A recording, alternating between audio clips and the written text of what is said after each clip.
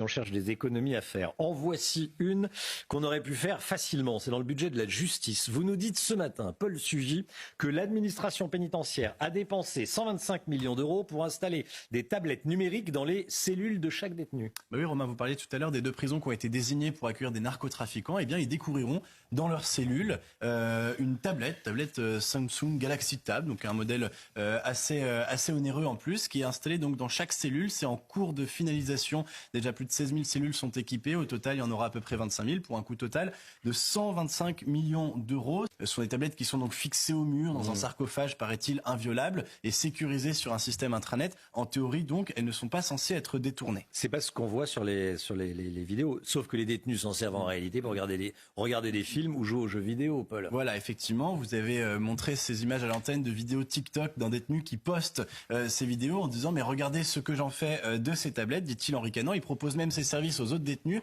en disant pour 50 €, je vous envoie un tutoriel vidéo pour vous montrer comment est-ce que l'on peut craquer la tablette. En fait, c'est pas très compliqué. Il suffit, semble-t-il, de réinitialiser la tablette Samsung et pour s'en servir ensuite pour tout à fait autre chose. Et pour peu qu'on ait par ailleurs une carte SIM clandestine, eh ben on peut se connecter à Internet. Alors on imagine la colère de certains. J'ai des sources internes dans l'administration pénitentiaire qui me disent on avait alerté là-dessus. Et pourtant, on n'a pas été écouté. On savait qu'il y avait un risque de détournement. Et en plus, c'est un budget considérable à l'heure où on demande des économies à tout le monde et où le budget des prisons devrait servir à construire de nouvelles cellules plutôt que d'équiper d'écrans et de tablettes celles qui existent déjà. C'est vraiment fou. On en parlait, Eric Revel. Au-delà même des 125 millions d'euros.